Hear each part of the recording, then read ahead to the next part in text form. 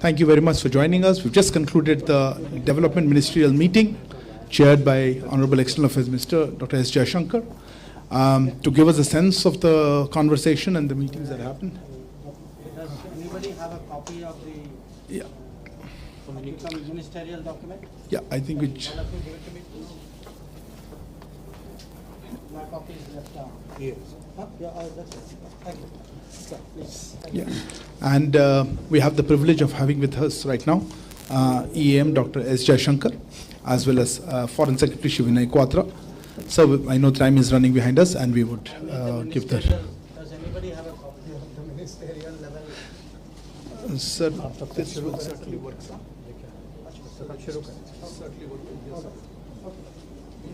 If I can get a text, it would be Yeah. helpful.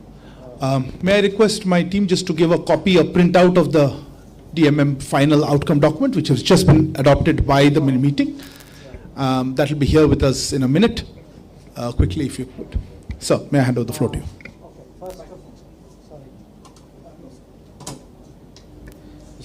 First of all, I seek your indulgence. थोड़ी सी देर हो गई, मैं क्षमा चाहता हूँ. The meeting went on for a little bit longer than we thought. So thank you for bearing with us. So this Development Ministers Meeting of the G20 has just concluded. So I want to first of all share with you that we have approved unanimously 2 outcomes. One is a G20 action plan on accelerating progress in the Sustainable Development Goals. The second is a G20 high-level principles on lifestyle for sustainable development. So I think many of you आप लोग परिचित होंगे. Prime Minister had proposed how we should change our lifestyle. It was part of an initiative that we call LIFE. So these 2 outcomes were agreed to by everybody, and that was the main result of the morning session. We had further discussion on these subjects in the afternoon. Much of the morning was spent on sustainable development goals. Much of the afternoon was spent on climate change and the relationship between climate change and sustainable development goals. Then at the end of the meeting, we had outcome of the ministerial, of the development ministerial, which was an outcome document and a chair summary, because some countries had reservations on some parts of it. So these were the 3 documents which were done. In terms of the action plan, I want to share with you that the action plan put a very sharp focus on women-led development for achieving SDG goals. There was a commitment, how do we leverage data for development, because this is a digital era and there are many digital tools which can be used to advance development. Many of you are familiar. In India, in the last few years, we have shown how much of a difference digital apps and digitally driven programs can make in terms of public delivery of programs and goods. It also focused on human-centric economic growth and the sustainable finance for development, including through the reform of international financial institutions. So these were the main aspects of the action plan. And the action plan is very important because I think most of you would know that in the last few years, many of the sustainable development goals of countries have fallen behind because they are under financial stress. There is a debt pressure on them. They are finding food and energy and fertilizers more expensive. So the G20 basically understood today, recognized today that the global south is having great problems, that somewhere we have to respond to it through an action plan. So this action plan was proposed by India, and I'm very happy to say on this matter there was no politics. Everybody understood the importance of it. Everybody rose to that occasion. So there was a desire to be completely helpful on everybody's part. The second outcome was on lifestyle for sustainable development, and basically the thinking behind this, because some of you would be familiar, some of you may not be so familiar what is this initiative about. Basically what has happened for many years, when we think of growth, we think that growth means there should be more consumption in every country, in every society. So our thinking of growth is there should be higher consumption and that will drive growth. What it has happened is that this has damaged nature, this has created problems for the planet.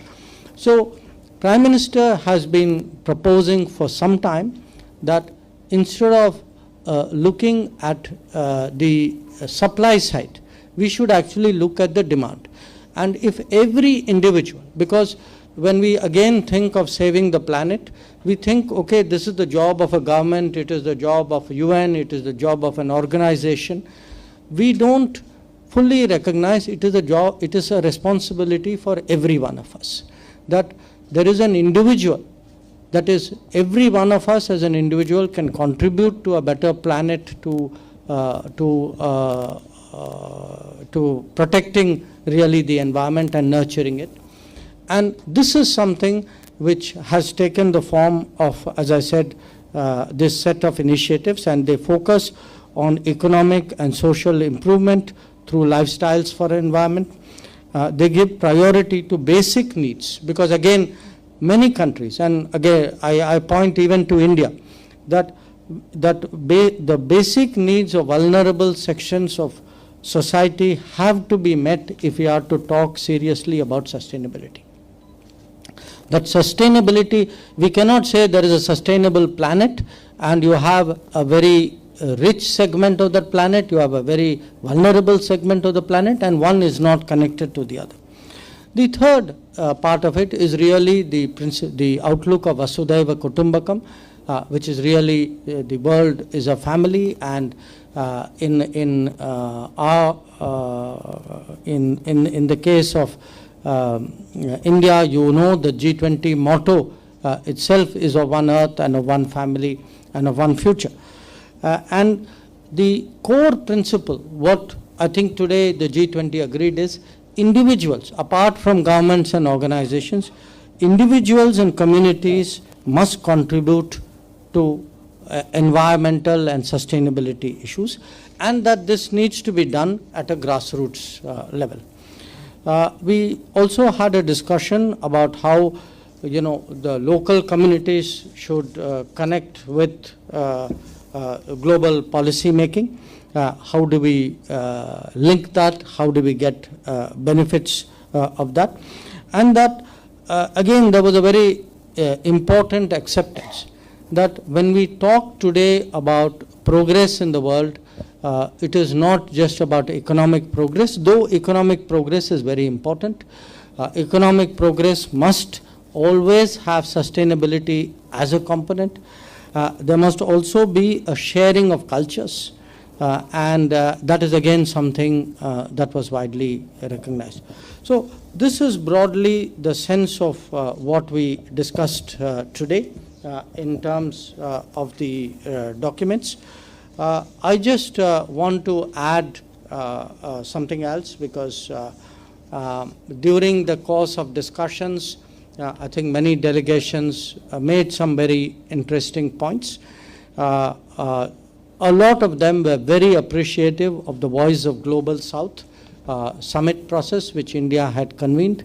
In fact, the delegates, especially from the Global South, but I would say even from you know, the developed countries, many of them said that they recognized that instead of, I think this was particularly the view which AU expressed, that instead of actually telling countries of the South what G20 has done, for the first time a G20 president was asking countries of the global South, what do you want put before the G20? So this was a very strong point which was made. The second point I want to bring to your attention is, you all know in the morning our session began with Prime Minister's address.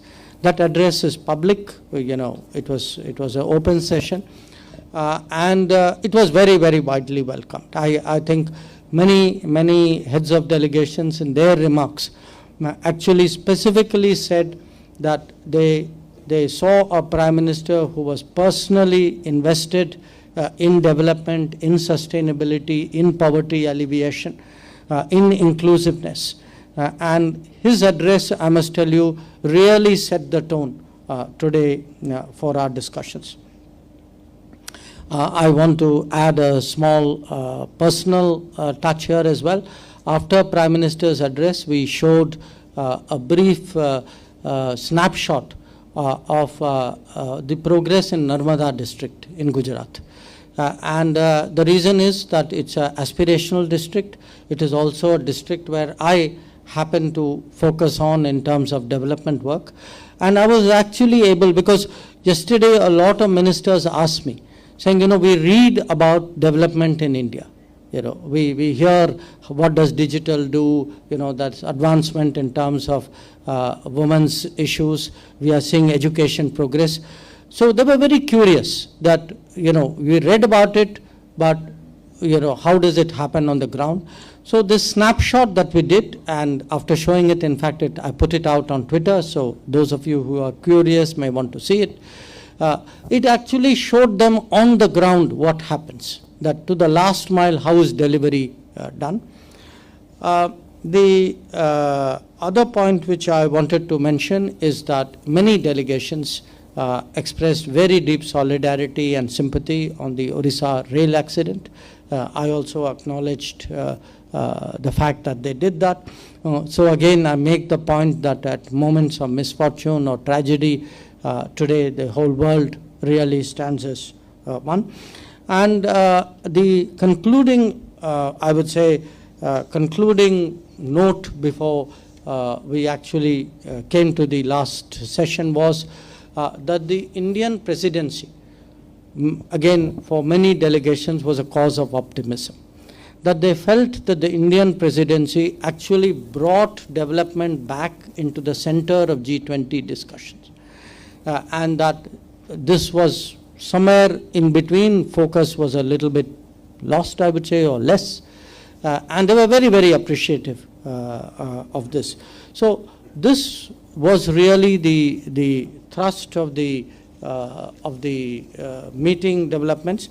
But I think my coming here and speaking to you, I should, of course, fully recognize the enormous support that we have got to hold this meeting in Varanasi. We had yesterday, most of us went for the Ganga Aarti, and almost everybody told me today morning in the meeting, before we went into the meeting, for them it was a unique experience. That if you know, other than the outcomes we got, everybody said when we go back, we will carry that picture of Ganga Aarti in our minds. So for them, actually Kashi, Varanasi, made a very deep impression, the idea, and in fact it highlighted this importance of understanding and appreciating other cultures. That today for a lot of countries to see this thousands of years city, you know, with the layers of history which is so visibly expressed, I think that was a very moving experience. Even here, I would say that the handicrafts they saw, the folk dances they saw, the handlooms, this too was important. And yesterday evening, Chief Minister Yogi Adityanath ji was very gracious enough to come down to Varanasi to meet all of them, to interact with many delegation leaders. They appreciated it. I appreciated it again because I know the great effort which has gone into making this a successful meeting. And the sense of pride today that Uttar Pradesh as a state and Varanasi as a city has in hosting this meeting. And this state has been a fantastic partner in terms of our G20 efforts, and I really want to use this to underline my appreciation for what the Chief Minister and his team has done. So I think that would be a fair account of the meetings today. So if you have any questions, I would be very happy to answer that. Thank you. We will now open the floor for questions. Please introduce yourself and the organization that you represent, and please limit yourself to one question if possible. We are running behind time. Yes, sir. You there. Microphone will come to you. Please hold. Please sit. Good evening, sir. Dhairya Maheshwari from Sputnik International. My question is about the gaps in the SDG financing, which has been soaring since the pandemic. So have there been any concrete commitments particularly from the rich nations? And another related question to SDGs is the politicization of supply chains. It has been making an impact in Indian communities as well, particularly in the diamond industry in Gujarat. So what sort of discussion What took place kind of on question? the Sorry, what politicization of supply chains, which has been affecting the economic, well-being of communities? The answer to your point is, yes, SDG financing gap was discussed. Yes, it was recognized as a very, very important issue. And there was a discussion about the UN Secretary General's proposal for a SDG stimulus at the UN. There's also, by the way, a Paris summit on a new global financing pact in which France and India are among the leading countries who are working on that. So this was very much a concern, because at the end of the day, the feeling was without more resources. Before SDG was slowing down, actually in the last few years, many of the goals have regressed. So the feeling is we have to do something very different, very special, and resourcing was one of the issues. Your second question about the diamond industry. This is not a G20 issue. The diamond industry concern is essentially coming out of the G7. So when Prime Minister went to Hiroshima and we met with G7 leaders, it was something that we discussed with them. I was myself in Brussels. I met both the Prime Minister of Belgium and with the commissioners in the European Union. And on Prime Minister's instructions, I raised this issue with both of them, that this is a matter of livelihood for many people, that it is not an issue where, which should be taken in a not fully considered way. And we really do believe that, the totality of the global economy should always be considered when important decisions are made.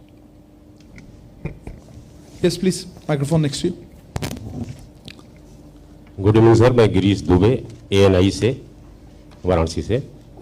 Sir, प्रधानमंत्री जी ने भी global south की बात की थी सवेरे, आप भी ग्लोबल साउथ की बात करें। जो आज की दिन भर की जो मीटिंग हुई, G20 के जो डेवलपमेंट मिनिस्टर आए थे, उसमें किस तरह के कंसेंट मिला उनसे और क्या बात हुई उसमें ग्लोबल साउथ के विषय पर? देखिए, जो आप जो कह रहे हैं बिल्कुल ठीक कह रहे हैं कि आज सुबह भी प्रधानमंत्री ने ग्लोबल साउथ पे काफ़ी बल दिया, और जो हम कहते हैं वॉइस ऑफ ग्लोबल साउथ, हमारी कोशिश थी साल के शुरुआत में कि ग्लोबल साउथ की जो चिंताएं जो हैं, उनके मुद्दे जो हैं, उनको एक बार जब तक हम उनसे बात नहीं करेंगे और उनकी चिंता नहीं समझ पाएंगे, तो G20 जो है वो अपने रास्ते में जा रहा है और ग्लोबल साउथ जो है वो पीछे रह जाता है, उनकी कोई सुनता भी नहीं। तो हमारी कोशिश थी कि वो 125 देश जो थे, 125 देश जो थे, उनसे एक बार अगर संपर्क संवाद हो जाए, उनसे बात करें, उनकी बात सुने, उसका निचोड़ निकालें और उसको G20 के सामने रखें।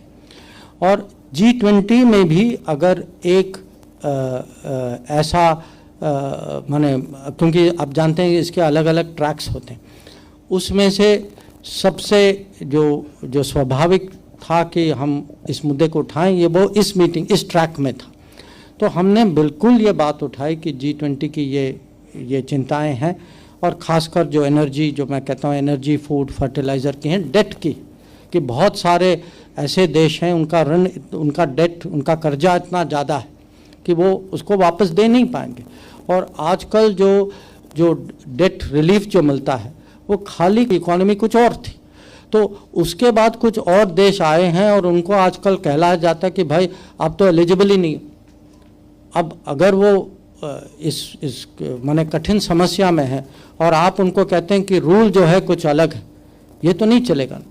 तो हमने जो है ये 125 देश की ओर से उनके मुद्दे जो हैं हमने सामने रखा, और मुझे लगा कि आज जो है G20 के देश सुनने के लिए तैयार हैं। उनको भी ये नहीं है कि ये ना समझते हैं या ना समझना चाहते हैं, उनको भी लगता है कि भाई हाँ कुछ है इस बात पे। और अगर भारत जैसा देश और नरेंद्र मोदी जैसे प्रधानमंत्री अगर वो अपनी आवाज़ उठाएं, अब अगर वो खुद माने पर्सनली इस बात को सामने रखें, मुझे लगता है कि दुनिया पे ज़रूर असर होगा। और मुझे आज इसका असर जो है इस पे दिखाई देता है, पर इसको हमें अब ज़मीन में उतारना है। इसमें कुछ और भी ट्रैक्स हैं, जो फाइनेंस ट्रैक जो है उससे भी कुछ निकलेगा, कुछ और भी हैं, और जो बड़ी मीटिंग जो सितंबर में होगी उसमें देखना होगा कि उसमें उस मीटिंग के दौरान क्या निकलता है। Anyone else? Okay. Eliana? Good afternoon, Eliana, TASS News Agency. Am I right to understand that the outcomes of today's meeting will be the part of the declaration for the summit in September? Sorry. Yeah. Yes, and I also have another question. I heard on the sidelines of the meeting that during the first part of the discussions, the countries supported the statement or the proposals, or what is it, the speech of the delegate from Russia, which was on food security. So is it like this, if it is so, what were these proposals, and do they reflect the needs of global South countries?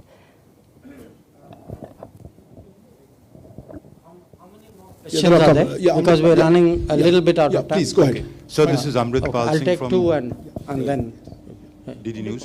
So I wanted to know about what transpired at the bilateral meetings that you held with the representatives from the ones you met, especially the Singaporeans.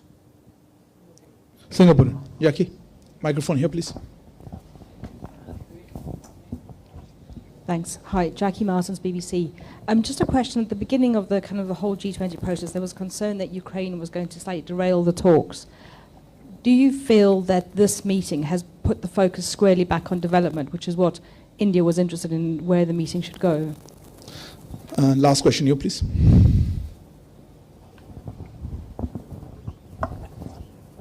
Hi, I am Saurabh Agrawal from Bharat Express. My question is कि आपने बताया कि second session में lifestyle पे भी चर्चा हुई, तो ये G20 के जो कंट्रीज थे, कोई एक कम्प्रिहेंसिव प्लान बनाया जो ये लाइफस्टाइल चेंजेस पे लेकर कुछ आउटकम आए इस पे? Okay. Your first question about the summit. You know, what typically happens in a G20 presidency is there are many tracks. There are about, I think, 14 or 15 tracks. And these 15 tracks, like say there's an environment track, there's an education track, there's a finance track, there's a development track, there's a foreign ministers track. So there are multiple tracks. So these tracks produce different outcomes, and finally when we reach the summit level, we have to find ways of how to integrate this and give each of the outcomes what we feel is the right priority at that point of time.